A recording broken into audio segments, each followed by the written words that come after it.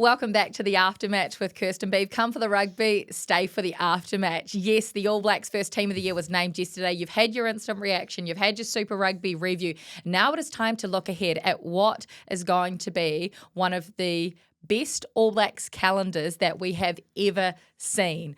13 test matches, Beeve, 17 games in total across the next 5 months of rugby. A brand new coach, new players, so much excitement around the country. And I reckon that's what stood out to me. I've been up and down the country. Yeah, I keep bleeding on about it, but I've been up and down the country. Almost moaning.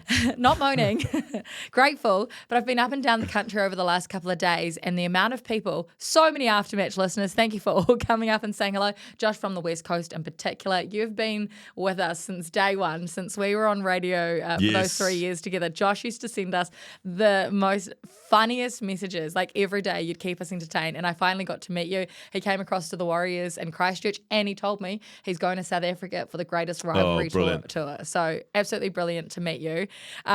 But this year, Beeve, this calendar, like it doesn't get more exciting than what we've got to come with the Nations Championship at the start and the end. And then smack bang in between, we have the greatest rivalry tour for the first time in 30 years. Yeah, it's exciting. And I guess on top of that, one you haven't mentioned, and, you know, we try and say it every year, and sometimes we might be trying to convince ourselves that they're back, but I saw a predicted Wallabies team this morning on one of the social media sites I'm looking at going, that's an outfit. That is a decent team. Did they have your midfield combination? No, because he's still playing rugby league. Oh, okay. No, it's Ikitau Soali'i would be there. And you know I'm a big fan of those. Yeah, those you lads. love Len. Yeah, lovely. Lovely. Who did they have at 10 out of interest? Did they had Carter Gordon and yeah. Donaldson on the bench. Yeah. And they had they had Lonergan at 9 and McDermott on the bench. Oh, interesting. Yeah. Which I can see. What about in the Lucies? Tough to go. Oh, they had my two from the... Did they have Harry or did they have Charlie? No, Harry. They did have Harry. Harry and Bobby. World class. And Bobby on Bobby at 6. B. Yeah, Bobby B Bobby at 6. B. And what, McWright? Yeah, of course. Yeah. McWright and Wilson. Okay. Yeah. Well, we've gone off track. We have. We're talking Wallabies. I just didn't want you to forget about the bled and all of that. I don't want to. Yeah. I will not forget about the Bleeders though. But it is going to be an incredible year. Yes. An incredibly tough year. Hugely Probably tough. the toughest year we've also had, which makes it really exciting for fans because we've got so many quality matches to come. Yep. And when you talk to Dave Rennie, this is the perfect prep, the perfect preparation for him. Yeah. And this team ahead of what will be an epic Rugby World Cup next year. This is a dream for those coaching groups. Yes. Not only are they going to be put to the test so many times, but they get to be on tour together for 7 weeks during South Africa and learn a whole lot about themselves. And then later on in the year as well, they get a chance to build depth by taking this extended squad. It's great for them. Oh, and like you think about the World Cup, it's the closest thing to a World Cup as far as obviously big games all the time, but also you talk about 7 weeks together. When you get to pick a World Cup team, you're obviously going to be picking a squad of 30 odd. You got to work out guys who are going to be not good tourists, but good to be in a touring group, not necessarily be in the 23. And if there's, dummy spitters or there's, positive, there's positive guys who can do their job for the guys playing and stuff like that. So that's all going to be, I guess, a part of the learnings that they'll be able to take as coaches. So it's a wonderful dress rehearsal. Yeah, 2026 is going to be some year, the second half of the year for the international season. Yesterday we did an instant reaction and we asked you to send in your comments around that 34-man All Blacks team that was named. Who were the surprises for you? Who were the surprise omissions? What you thought of the team? Well, Beeve's been in the comments and plucked out the very best for you. So I'll get you started, Beeve. We're not hiding from anything here. We're not hiding from anything. Really got to feel for Karifi Dupes. He's been the best loose forward in New Zealand for a while, and I'm saying that as a Chiefs supporter. I'm most excited to see the Hurricanes backline with Will Jordan at 15, CR9, they're now calling him.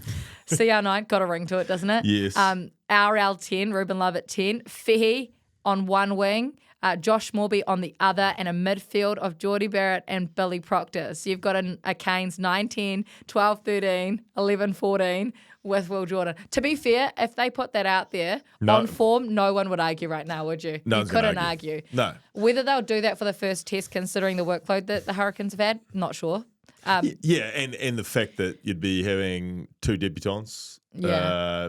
Billy's still pretty green at that level too. So look, they might. But we wouldn't argue if they did. You wouldn't argue. Yeah. Yeah. They might pump for a little bit more experience, but as I say, You wouldn't argue. Duplessis Karifi, Yep. who's been highlighted here. I would say in all of these messages that you've pulled out, Beav, there were probably two and maybe a third in Rico Ioane, but two in Duplessis, in Big Jim Tavatava Nawai. Rico was mentioned a fair few times, and I guess Noah Hotham was the other one as well. Talk to us about these guys that didn't make it. Yeah, I think let's start with Dupes, who has just been fantastic in leading the Hurricanes to the title. I think a few things transpire here. I would say it's got very little to do with his form. And when I say that, and I know you're probably thinking, well, what do you mean, Bev?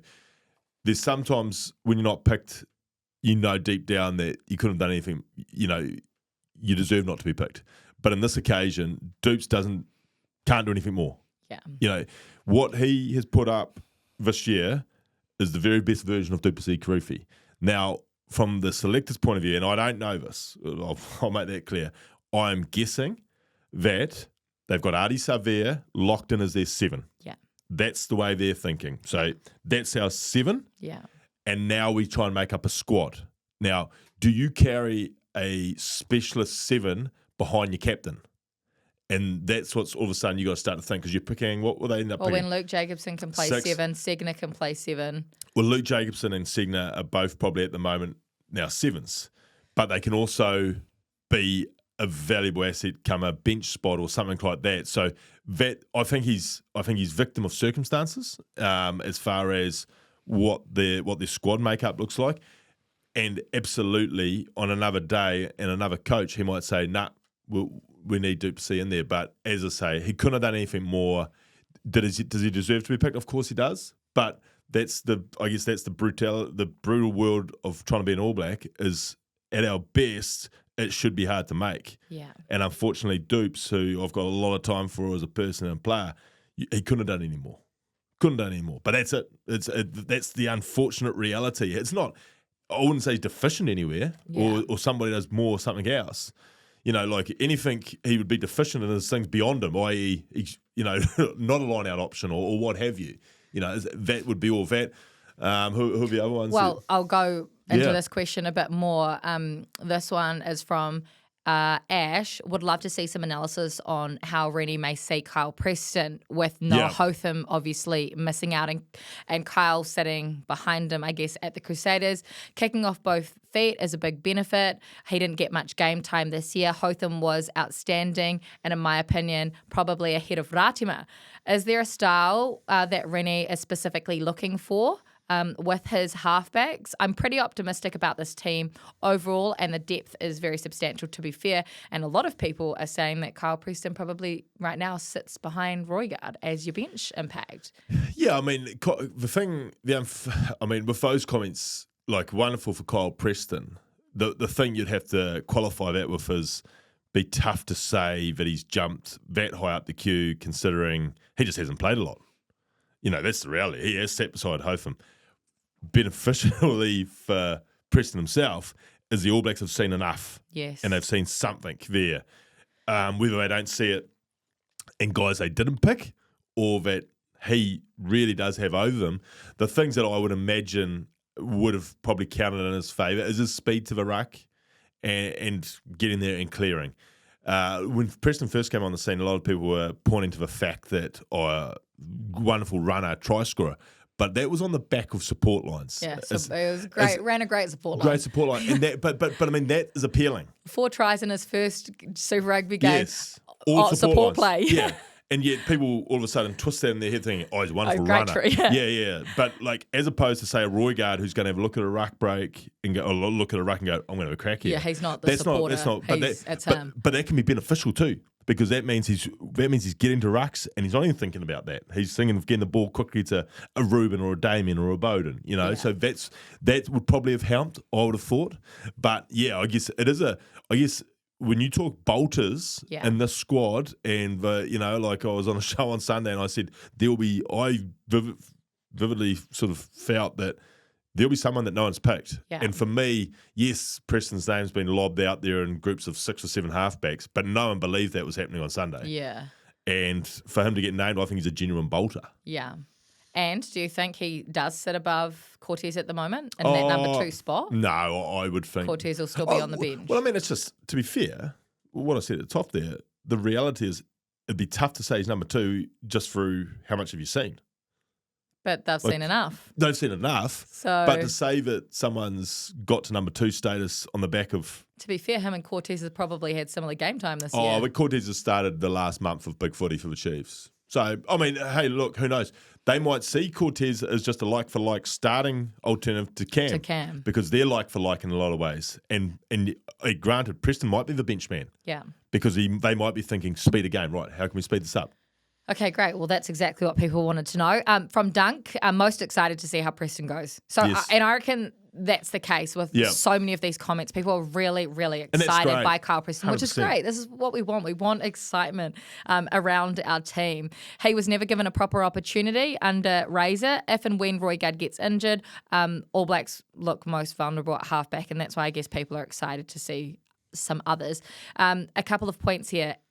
As a Chiefs fan, I feel for Kirifi. And number 2, also disappointed, Rennie has gone for Anton Lienert-Brown, not Big Jim, Tava Nawai.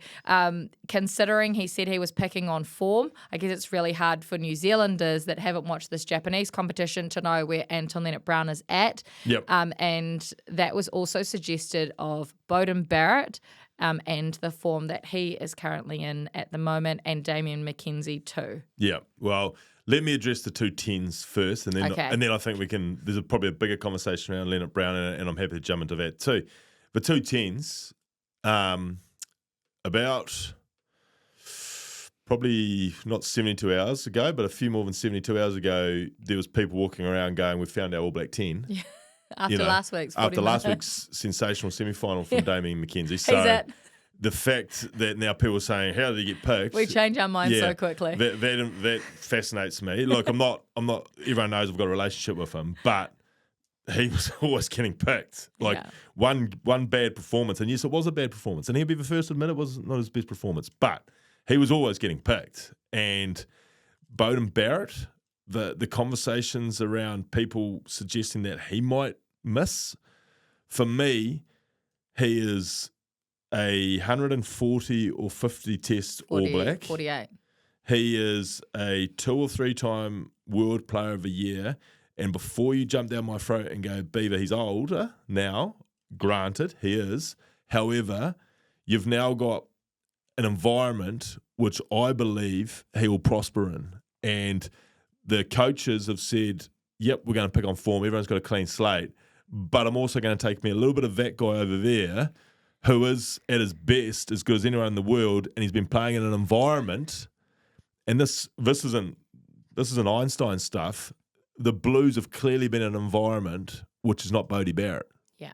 So why would you not take a little bit of a punt on 140-odd test All Black? It's not a punt, is it? Well, I'm taking the piss, aren't I? Are you? Yeah, sorry if you couldn't pick up on that.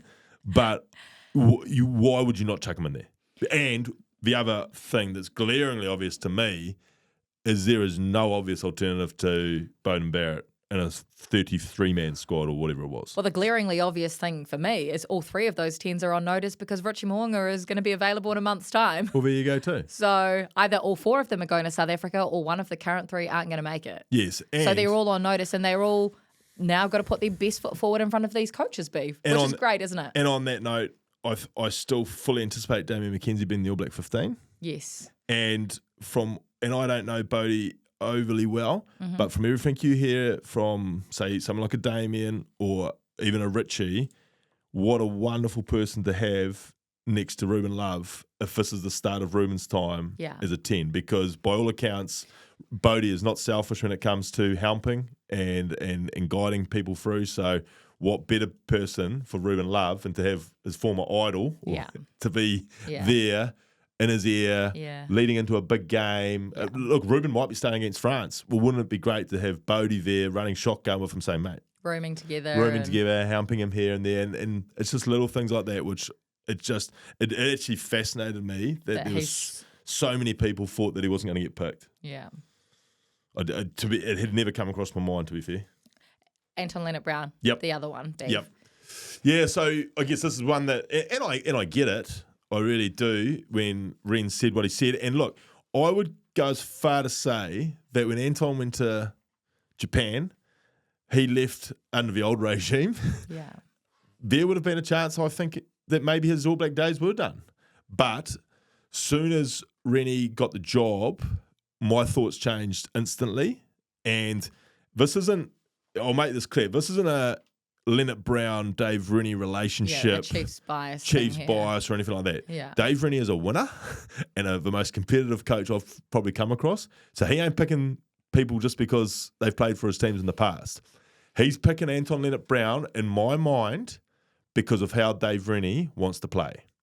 And if you've been excited by any interviews with Dave Rennie since he's been named All Black coach, it's because he's mentioned words about optimism. Yes. He's mentioned words about counter-attack and that we haven't done anything on that for 2 years. You're starting to sound like Ted B. Yeah, I know. I just morphed into Ted when I talk rugby.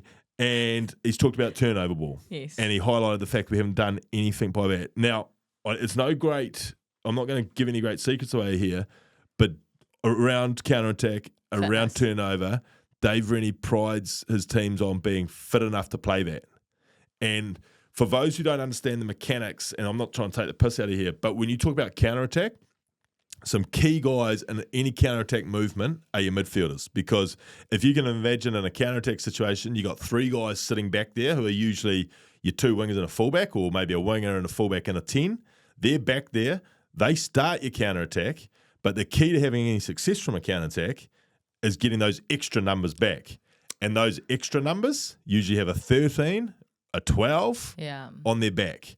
And that is why I believe Lienert-Brown's position under this regime will be significantly more prominent than it has been for probably the previous 8 years of his career, where he's been a very much at times a bit bar player. The same reason I think if you watch Billy Proctor live and you see his work rate, he will be a big weapon for a Dave Rennie coach team.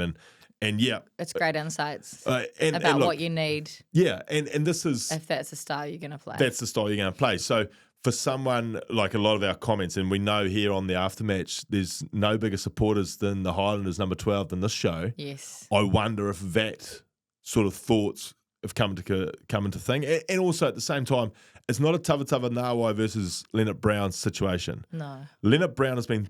When you look at the 4 midfielders named, he's 13. Lienert-Brown's been picked as a 13. Proctor's been picked as a 13. Yeah. And then you got 2 12s who are absolutely probably the 2 best 12s in the world. So they are going to both gunning for that 12 jersey. You would have thought so. And so that's, who's making it when you can't just chuck Geordie back to 15, not in your team, because Damien's there. But that's what I say, like, for someone like the difference, the Tavatava Nawai, the same with Duplessis. Couldn't have done anything more, but it's a bit of a circumstances because if you're only picking 4 midfielders, the difference has got to somehow beat out Tupaia or a Geordie Barrett. Yeah. And unfortunately, the 2 best players in Super Rugby. Unfortunately for Big Jim at the moment, those 2 are unbelievable right now. Yeah.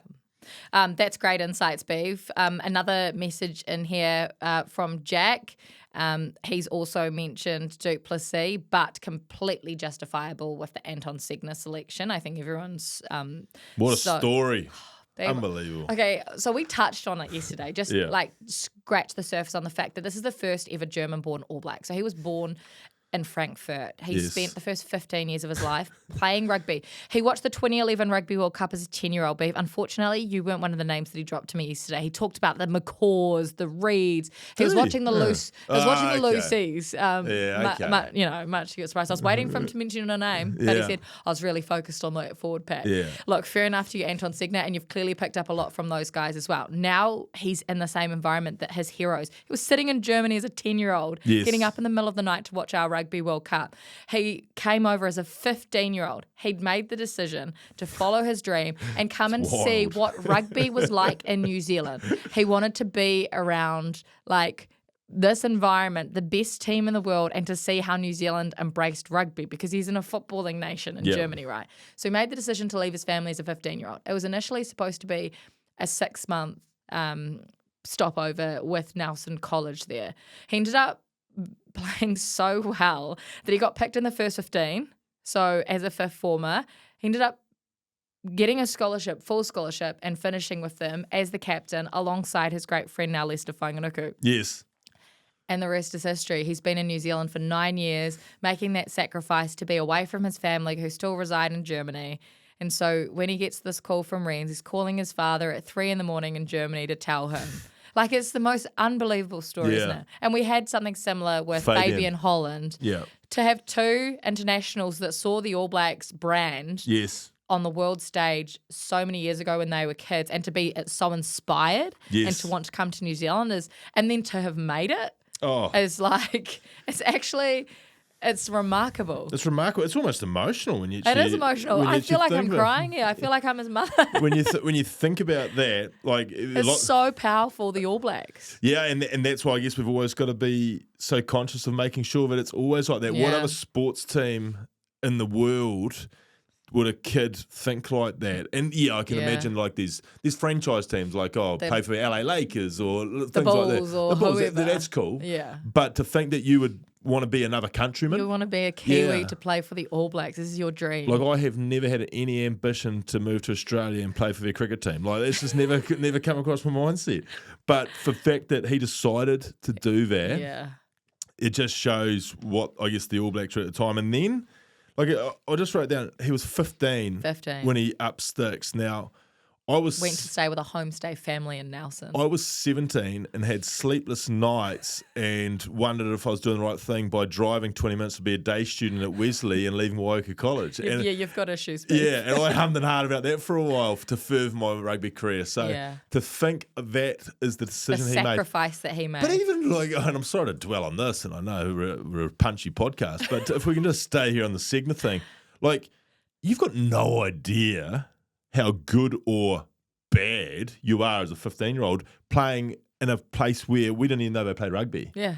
Like, I mean, back yourself. Respectfully, like, I'm a German 15-year-old and I'm okay at rugby. Should I go to New Zealand and see if I'm really, really good? Like, at what stage do you, like, even the bravery in that decision? And it's not like, for those who are overseas listening, Nelson, they're not like, say, the top 5, but they're not far off. They're a good first 15 They're a very program, good though. rugby school. Yeah. So to just throw yourself into elite level, it's pretty impressive. Like, it's more than impressive. It's ridiculous. It's crazy. And look, I've said it many a time, but I don't know who his manager is. But if you haven't got a German film crew following him, okay, so they do. They do. Okay, so listen to this. I found this out yesterday when I was in Palmerston, and everyone's like, "Where's Kirsty? Is she doing renovations again?" No, I was at the Fielding Rugby Club in Palmerston.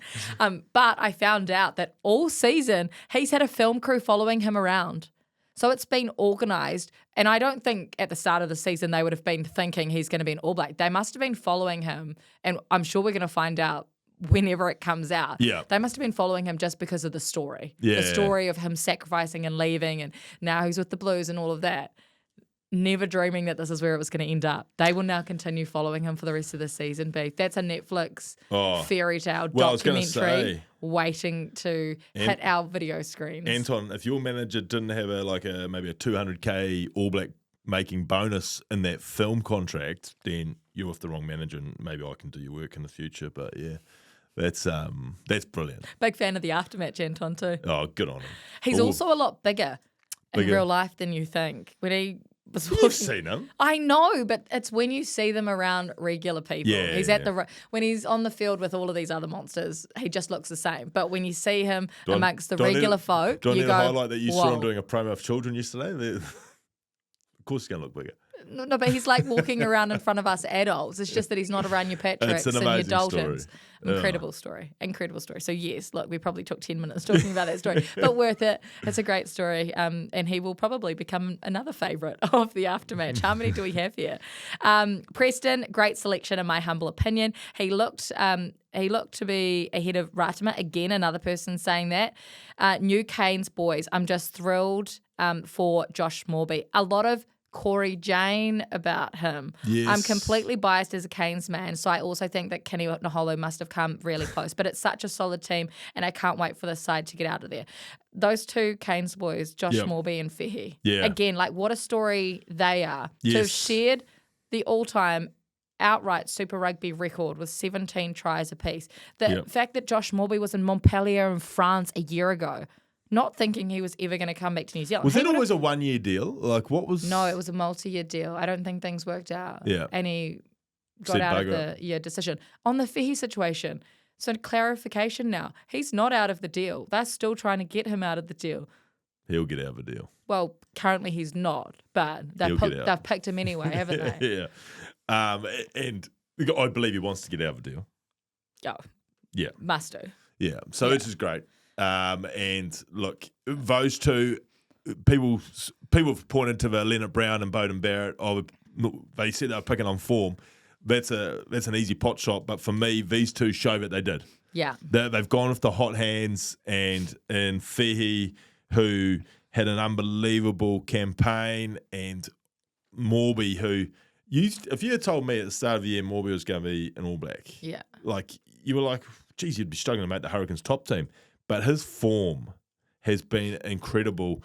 And before Morby went away, and like obviously you said that things didn't work out in Montpellier, well, it's funny because before he went away, good footballer, but certainly not someone you thought, he would have been an All Black if he'd stayed. And you sort of felt like maybe he had one or two errors in him a game. Come back, errors, none.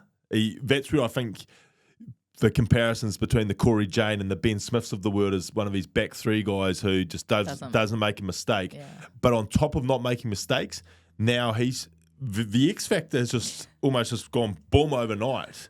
And that's, for me, was the big thing that sort of made you take notice, especially in the last month of his stuff with the Hurricanes. He did a couple of runs in the weekend in that final, which were a little bit special. Like, I had Cully in my ear from about 4 o'clock that Morby has got to be an All Black. And at about 8:30 on Saturday night, I was like, Cully, you did right. I think before 8:30. Yeah, I was starting to believe. With a 7:05 kickoff. It was a lot before 8:30. Okay, let's go through the All Black schedule then. And do what you did last year. Let's bank a few games, Beeve. Please. 13 tests, 17 games. I'm going to go through and you can bank them. Yes. 4th of July, France, Christchurch. Of course, Independence Day, is it? It is in my country. Yeah, not here. Yeah, that's a banker. We'll bank it. Italy, 11th of July in Wellington. Say no more. Banked. Ireland, Eden Park, 18th of July. Isn't it interesting that so much hype last year around the Fortress and that? We've got a bit of a Fortress test early, the Irish. Yeah. But turn your back on James Lowe, I turn my back on you. That's a All Blacks victory. Stormers. This is one of those. Are we playing the banking game on these guys? Yeah, of course. On the URCs of the world? Yeah, we definitely are. Okay, so the 7th of August, the start of the greatest rivalry tour in Cape Town, Beeve, against the Stormers. Yeah. Enjoy your time in Caprice, boys, but now that first game, they'll win that one. Banking it. We've banked 4. The week after, or midweek game, Sharks, 11th of August at Kings Park. Kings Park. I believe this is where, if I'm looking at the schedule, this is where our shadow test team goes out. Oh, okay. We win that. Okay. So that's the All Blacks' basically top team. I think so. I don't know. A few days later, we take on the Bulls on the 15th of August at Loftus. I would love them to put the top team out there and just bury any ghosts of my own there playing the Bulls, but I think that'll be a bit of a mixture of a team. Yeah. It'll be tough. Of course, Bulls, this top South African side at the moment, just lost the URC final, but we bank it. We bank it, okay. I took away the non-banked. The first test match, 22nd of August. Yep. South Africa at the Maccabee, Ellis Park. I'm going to be brave here. Test 1 of 4. This is the one we bank. I'm banking, I think we hit them. The opening game. You think we surprised them? I think we would get a wonderful lead in. And they're going to be, this All Black team's going to be different. We bank it. Midweeker, Lions, 25th of August at Ellis Park. Do we take a foot off the accelerator and give one up here? No, we don't. We bank. We've gone through half the season unbeaten. Yeah. There's positive stuff for me. Test 2 against the Box, the 5th of September, Joburg. No, you've missed one. Oh, sorry. Box. I'm supposed to be not in control of admin here.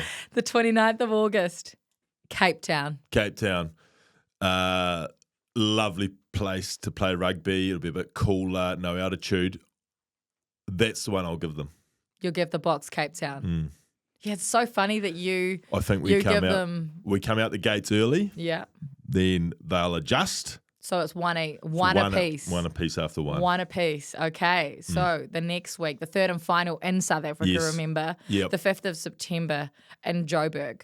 We make adjustments and we win that one. We basically win the series because let's be honest, the series decided in those 3 test matches. Yep. You're that confident. Yep. You're that confident that we banked 2 out of 3 in South Africa. Yep. Okay. How confident are you?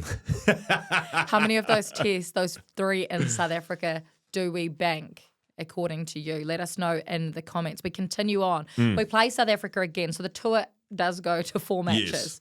Yes. That is at Baltimore. The 12th of September against the Box in Baltimore. Yeah, Baltimore concerns me just for holiday mode. Yeah, America hasn't been a happy hunting ground for us. So finds a way to get some people. I'm going to give the Box Baltimore. Okay, so it's 2 each. Yeah. So the series is drawn. Yeah, I like to think the series was 2-1, and that we're all just making money in Baltimore. We're just making money in Baltimore. Yeah. It's the Barbarians game. That's essentially the Barbarians game. So do either team put their top team out? Yeah, I think the Box would. I think we'll sprinkle a few of those 44 in there. Okay.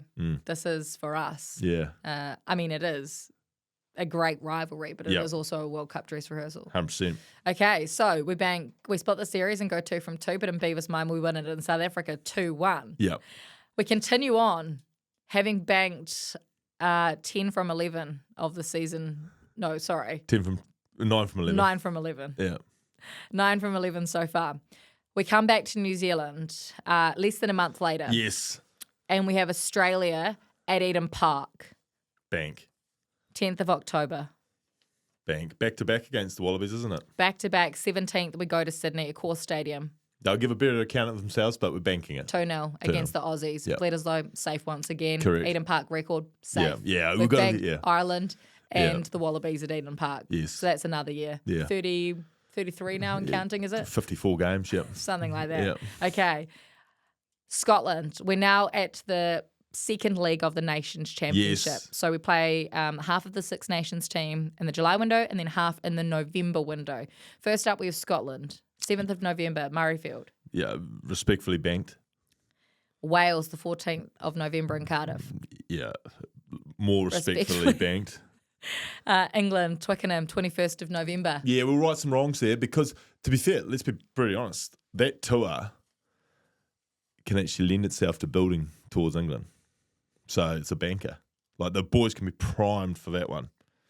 Then we've got one final test of the year. It's the grand final. That's the grand final. Yeah. It's in London. London weekend at Twickenham across 3 days. It's not a bad the test. Not a bad Six tour. Nation teams, Six Nation teams, the Rugby Championship teams, plus Japan and Fiji, and they all cross over depending on where you finished in the standings. So if we finish 1, we play number 1 of the Six Nations. If we finish 2, we play 2. And that is how the final works. So we don't know exactly who will be taking on. Yeah. But according to your statistics, we've banked so far... I think we're unbeaten in the Nations Cup, aren't we? We're unbeaten in the Nations Cup. We've won the series in South Africa, even though we've split the games 2 apiece. We've only lost 2 tests out of the 12 that we've played. So we've banked 10 games, lost 2, 1 final to play. Been a real good year. Good year, Renz. Well done. First up, Artie and the boys. It's hard to tell whether you bank it when you don't know who your opposition is. Yeah, exactly. But we'll bank it. We'll bank it. So we're going 11 from 13 yeah. in the first year under Dave Rooney. A year out from a World Cup. If you're a rugby fan and you've always dreamt of doing one of those tours, if you could go for 1 week and you tick off All Blacks at Twickenham against England, then you hang around for another week and you get every rugby team in the world playing in London, isn't it? Yeah. I know they're probably, are they spreading the games or is it all at Twickenham? I think it's at Wembley. Oh, are they spreading them out? Yeah, but you're there. Yeah. Wicked. Okay, well, clearly it's a tour Beeves getting on. Nah, I'm not a fan of the Nations Cup. Putting his hand up. I don't believe in it, but if you're a rugby fan who wants to watch all the big teams. Would you rather go 2 weeks there or 2 weeks on the greatest rivalry tour in South Africa? As a rugby fan. Oh, you probably go for a tour, but geez, London. Are you going tour or are you going London? I reckon you're going to London. Yeah, Doesn't matter who's playing. I don't mind London. You're going to London. Yeah. I'm going to South Africa for 2 weeks. I'll go Cape Town and maybe I'll see somewhere I haven't seen. Is Durban all right? Durban's good. There you go. Yeah. I'll go Durban and Cape Town for 2 weeks. Couple of bars I can send you up to in Durban. There you go. Okay, now a couple of questions to finish off, Yes. Beeve.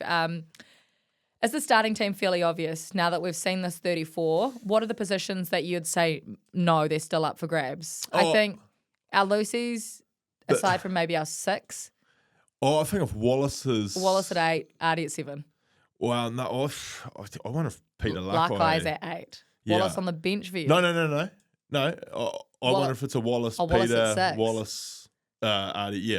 Okay, those so three. there are still plenty of positions up for grabs. Yeah, and I think you're obviously going to get a lot more. You're guessing until the first week. The reason why I ask is because of your impossible task that you set to our wonderful listeners that no one will pick Dave Rennie's first All Blacks team. That were your words. Well, next Thursday we'll know, Beeve. Next Thursday. That's why I'm asking you whether you think it's fairly obvious now. Well, no, it's not like glaringly Will obvious. Josh Morby make the starting team? Because that could throw a spanner in and save you. If he was for 15. We don't know Anywhere. how we'll... If Josh Morby was anywhere, thank you, Rens. You saved me having to give out prize packs galore. The other thing is midfield. Is it one of those 2 13s or does Quinn play 13? Yeah. Like there are some... We don't know. Yeah. So it's not obvious. Not glaringly obvious, And no. this is why Beeve set the impossible task. That someone may win. You'll get a good prize pack from Black Magic. Okay, so I bet not you got obvious. the prize packs waiting for you. Who do you think, crystal ball, who's going to be the MVP for the All Blacks? Who's going to have the season of their life? It can be an obvious one. It can be an Artie or two jump a out. Toops or... 2 jump out for me. Tell us. The captain, Artie. And the 9. Nah, well, I did him last year and he backed it up. I think Geordie Barrow. Okay. Those are our 2 absolute world-class Team of the year. IRB player. We haven't had an IRB player of the year for a while, have we? So who will it be? If Actually, we've had Artie about a year ago. Yeah, off the World Cup. Yeah. Or after the World Cup. Yeah, sorry. So if we are to have one, it'll come from our captain or Geordie Barrow. Yeah, Geordie, yeah. Okay. Who could surprise us, do you think, and who could force their way into the starting side? I know it's hard to know when we don't know who's going to be in it, but by the end of the season, is there a player that you think could surprise us and end up in a Dave Rennie 15 or 23 that we're not currently thinking? It won't surprise anyone, but at the start of Super Rugby, I guess everyone always probably thought Cody was just Cody, and he's our... Well, he is, because Dave Rennie said he was the only other option to be captain. Of captain. I just saw how the other 2 had come on leaps and bounds that maybe they'll be pushing him. If Cody was the only other... Then he was our starter. Then he must be the starter, right? Yeah. If you're making that presumption. Well, then I guess those are the only 2 in the conversation. Someone to come from the clouds, although he's in there now, would I wonder if Numia. And Numia, yeah. Just carry on his work. Yeah. And I mean the big thing for him, and we've jokingly said we don't know enough about it, is going to be scrum. Yeah. And if he can stand up to international scrum pressure, then wow, because we know what else he's got. Yeah. There's so many, to be fair, Kirst. Yeah, there is. That you could highlight. Like the fact is both those Hurricanes winger boys. Or does Caleb Clark get back, get happy, get on the end of some exciting play, and Caleb Clark shows us for 80 minutes what he only gets a chance to do for a couple of minutes at a time with the Blues, you know? Like I think when you've seen his body language for the Blues, I think he's just hanging out to be on the end of some of this almost Hurricanes play. Where do you, by the end of the season, when we know what they're thinking, where do you think Will Jordan ends up for the All Blacks? Here's a question. My gut still tells me on a wing. What does your gut tell you? Where will Will Jordan end up for the All Blacks by the end of the season? Yeah. It's only a gut feel. Okay. Yeah. It's only a gut feel. And we bank all but 2 test matches. Yeah. That's a great year. It's what a wonderful first year. Yeah, good start. Well done. I am very, very excited, like I think everybody in New Zealand. And I think people overseas are excited by this as well, right? Well, isn't it important that if we ever to see another Anton Segner from another far-flung country around the world, we need to have a good All Black team? Exactly. One last thing for you. Come Beaver's on. back in the comments. Yes. Okay, so 34-man squad has just been picked. And look, we're not taking anything away from these boys. But Dave Rennie kept saying yesterday when people kept asking the questions of why is this person not there? He said, don't forget, another 10 players are going to be added for that tour to South Africa. So they're going to take 44 players, which you'd imagine. And we've had people sending in lists. And it was started by Manaka. But he posted his 10 extras to go to South Africa, and other people have then added who they're expecting.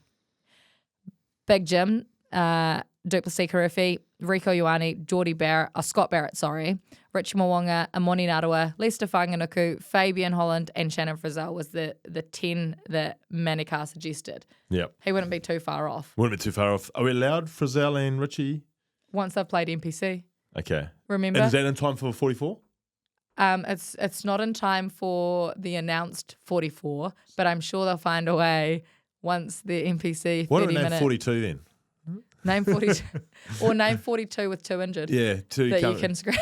Oh, I mean that 10, not far off when you think, like, let's covering positions. Fabian and Scott Barrett would have been in the squad. Yes. Lester would have been in the squad. Yeah. Who was that one that would have been absolute lock-in? Will was Tamaiti, named. but Tamaiti. So he's 4 straight away. But Tamaiti was unsure about whether or not he's going to come back. So you got those 4 who would have been absolutely locked in regardless. And then Richie and Shannon. Richie and Shannon will be 6. Close to being locked in. Maybe Shannon might have to work a bit harder not work a bit harder, but I think Richie's obviously definitely. Yeah. And then Shannon will obviously probably prove himself, although Renz would have sent a lot of them in Japan already.